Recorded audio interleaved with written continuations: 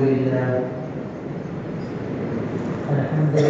وكفى وسلام على عباده الذين اصطفى أما بعد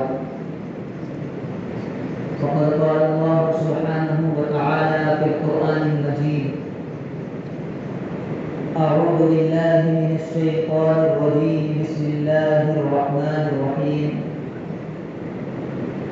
فمن يعمل مثقال ذرة خيرا يره ومن يعمل مثقال ذرة شرا يره وقال النبي صلى الله عليه وسلم كلكم راع وكلكم مسؤول عن رعيته أو كما قال عليه الصلاة والسلام. واجب الاحترام ساتھیوں، بزرگوں، نوجوانوں، یقیناً آپ حضرات جانتے ہیں کہ خطبے کے اندر میں نے قرآن کریم کی 2 آیتیں تلاوت کی اور نبی پاک صلی اللہ علیہ وسلم کی حدیث مبارکہ آپ حضرات کے سامنے پڑھی. انہی پر مختصر سی روشنی ڈال کر اپنی بات کو بہت جلد ختم کر دوں گا. میں نے قرآن کریم کی جو آیت آپ حضرات کے سامنے تلاوت کی، اس آیت کے اندر اللہ رب العزت مجھے اور آپ کو یہ سبق دے رہے ہیں، یہ بتا رہے ہیں کہ دنیا کے اندر رہ کر جو شخص ذرہ برابر بھی نیک عمل کر کے میرے پاس لے کر کے آئے گا، اسے اس ذرہ برابر کیے ہوئے عمل کا ثواب دیا جائے گا، بدلہ دیا جائے گا. اور جو ذرہ برابر بھی دنیا کے اندر برا عمل کرے گا اسے اس کا بھی بدلہ دیا جائے گا. یعنی قرآن کریم کی آیتوں سے یہ پتہ چلتا ہے کہ جو دنیا ہے یہ انسان کے لیے امتحان دہ ہے.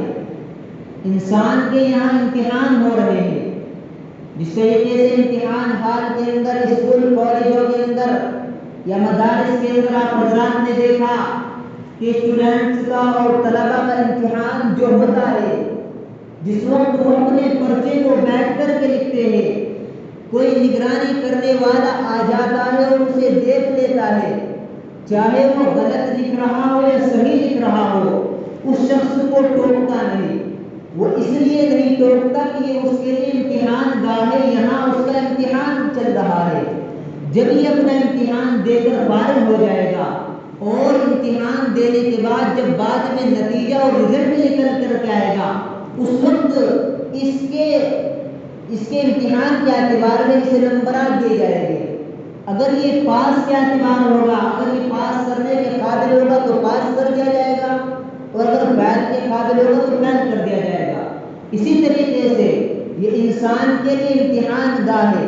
یہاں میرا اور آپ کا پوری امت مسلمہ کا امتحان چل رہا ہے. جب کل قیامت کے دن نتیجہ اور رزلٹ نکل کر کے سامنے آئے گا، اس وقت پتہ چلے گا کس نے کیا عمل کیا. اس لیے مجھے اور آپ کو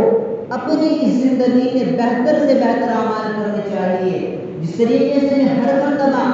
خاص طور سے اپنے نوجوان طبقے سے، نوجوان ساتھیوں سے یہ کہتا ہوں کہ قرآن کریم کو پڑھو، قرآن کریم کو سیکھو. جو قرآن کریم پڑھے ہوئے نہیں ہیں ان کو چاہیے کہ وہ قرآن کریم کو پڑھنا سیکھ لے، کیونکہ جو ہماری مذہبی کتاب ہے، سب سے اعلیٰ کتاب ہے. جتنی کتابیں دنیا کے اندر اور دنیا کے کارخانوں اور لائبریری کے اندر، کتب خانوں کے اندر رکھی ہوئی ہے، ان تمام کتابوں سے اعلیٰ اور افضل یہ قرآن کریم ہے. لیکن آج اسی قرآن کریم کو امت مسلمہ نے پڑھنا چھوڑ دیا.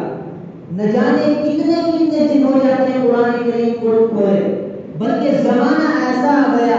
کہ اگر انسان کا موبائل 5 منٹ کے لیے بند ہو جائے، سوئچ آف ہو جائے تو انسان پریشان ہو جاتا ہے. لیکن قرآن کریم کو کھولے ہوئے ایک 2 مہینے گزر جاتے، پتہ ہی نہیں چلتا، ذرہ برابر بھی احساس نہیں ہوگا. اس لیے جن کے بچے قرآن کریم پڑھے ہوئے نہیں ہیں، ان والدین سے میری گزارش ہے کہ اپنے بچوں کو قرآن کریم پڑھانے کی کوشش کرے،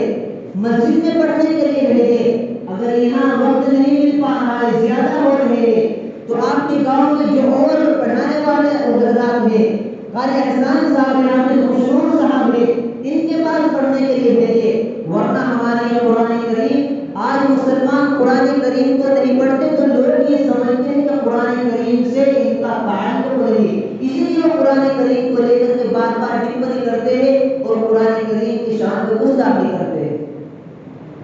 قرآن کریم کی حفاظت کی ذمہ داری خود اللہ رب العزت نے لی ہے۔ رسیا کے اندر ایک نوجوان کو بلایا وہاں کی حکومت نے،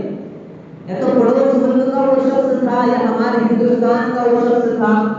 تو رسیا کی جو حکومت ہے اسے وہاں پر بلایا گیا اور کچھ کام تھا جس کی وجہ سے اسے بلایا گیا، وہ مسلمان شخص تھا۔ اب جب اس کو بلایا گیا ایک دن یا 2 دن وہاں گزارے اس نے، جب جمعے کا دن آیا اس شخص نے یہ کہا ایک آدمی سے کہ مجھے جمعہ پڑھنا ہے، مسجد بتلا دیجیے کس جگہ بنی ہوئی ہے، مجھے مسجد میں جانا ہے، مجھے مسجد کی لوکیشن بتلا دیجیے۔ چنانچہ اس وقت اس شخص نے اس سے یہ کہا کہ اللہ کے نیک بندے خاموش ہو جا، اگر تیری اس آواز کو کسی اور نے سن لیا، حکومت کے کانوں تک تیری آواز پہنچ گئی کہ تجھے مسجد کے بارے میں پوچھا ہے تو تجھے حکومت اریسٹ کر لے گی، قید کر لیا جائے گا۔ یعنی اتنی پابندی کہ مسلمان مسجد کا نام بھی وہاں نہیں لے سکتا، قرآن کریم کو وہاں نہیں پڑھ سکتا، قرآن کریم کے لکھے ہوئے نسخے ان کے پاس موجود نہیں۔ جب اس شخص نے یہ حال دیکھا کہ حکومت کی طرف سے اتنی سختی، چنانچہ اس نے یہ کہا کہ آپ میرے اوپر یہ مہربانی کر دیجیے، مجھے مسجد کا پتہ بتا دیجیے۔ اس نے آرام سے اسے مسجد کا پتہ بتا دیا اور اسے یہ کہا کہ یہاں جتنی مسجدیں تھیں ان تمام مسجدوں کو سنیما ہال سے تبدیل کر دیا گیا، جتنی مسجدیں تھیں تمام مسجدوں کو ختم کر دیا گیا، کچھ مسجدیں باقی ہیں اور ان مسجدوں کے اندر شراب نوشی کی جاتی ہے، شراب فروخت کی جاتی ہے، جمعہ کھیلا جاتا ہے۔ یہ حال ہے اس ملک کے اندر مسجدوں کا۔ چنانچہ اس شخص نے کہا کہ آپ مجھے پتہ بتا دیجیے، اسے پتہ بتا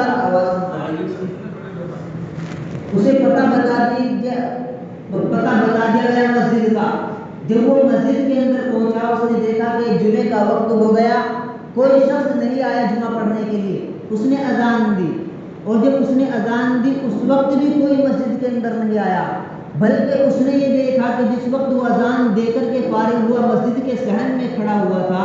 جو آس پاس کے قرب و جوار کے مکانات تھے ان مکان کے اندر رہنے والے جو بچے تھے، جو عورتیں تھیں، جو بزرگ حضرات تھے، بڑے حضرات تھے، یعنی وہ اندر سے مسلمان تھے، تو وہ اپنے گھروں کی چھتوں سے کود کر اور اچھل کر دیکھ رہے تھے کہ آج یہ اذان دینے والا کون آ گیا، آج یہ کون مسلمان ہے۔ چنانچہ جب اس نے یہ دیکھا اور انتظار کیا اذان کے بعد کوئی نماز پڑھنے کے لیے نہیں آیا، اس نے اپنی نماز ادا کی اور مسجد سے باہر نکلا۔ جب مسجد سے باہر نکلا تو لوگ اسے حیرت بھری نگاہوں سے دیکھ رہے تھے۔ اب اس نے جب دیکھا کہ لوگ اتنی حیرت بھری نگاہوں سے دیکھ رہے ہیں، لوگوں نے اس شخص کو اٹھایا اور ایک حال کے اندر لے گئے، ایک بڑے سے مکان کے اندر لے گئے۔ وہ تمام کے تمام سے اٹھانے والے مسلمان تھے۔ وہاں لے جا کر کے اس سے بات چیت کی، چنانچہ بتایا یہ گیا، ان تمام حضرات نے یہ بتایا کہ جتنے ہمارے چھوٹے چھوٹے معصوم بچے بیٹھے ہوئے ہیں یہ تمام کے تمام قرآن کریم کے حافظ ہیں اور ہم مسلمان ہیں، لیکن ہمارا لباس آپ دیکھ رہے ہیں، ہمارے چہروں پر داڑھی نہیں، صرف اس وجہ سے کہ حکومت کی پابندی ہے۔ یعنی جو وہاں کے علماء تھے، جو وہاں کے حفاظ تھے، جو وہاں کے قرہ تھے، انہوں نے قرآن کریم کو بچانے کے لیے اپنی داڑھیوں کو کٹایا، اپنے لباسوں کو تبدیل کیا، اپنے کام کو چھوڑا اور کوئی چپل سینے لگا، کوئی جوتے سلنے لگا، کوئی کپڑے سلنے لگا۔ اسی طریقے سے انہوں نے دکانیں کی اور چھوٹے چھوٹے معصوم بچے ان کے پاس آیا کرتے اور ان بچوں کو وہ 1 آیت 2 آیت 3 آیت روزانہ سکھا دیا کرتے اور ان کے واپس میں گھر بھیج دیا کرتے۔ جب اگلے دن وہ بچے آتے ان سے وہ سبق سنتے جو کل دیا تھا اور اگلے دن کا سبق انہیں اور دے دیا کرتے تھے۔ جب اس شخص نے یہ پوچھا، اسے یہ بتایا گیا تو اس آدمی نے اپنی جیب سے قرآن کریم کو نکالا اور قرآن کریم کو نکال کر اور کھولنے کے بعد ایک بچے کے سامنے اس طریقے سے کیا کہ بیٹا یہاں سے پڑھ کر کے سناؤ تاکہ میں سمجھ جاؤں کہ تم حافظ قرآن ہو یا نہیں۔ اسے دکھایا گیا بچے کو، وہ پڑھ نہیں سکا،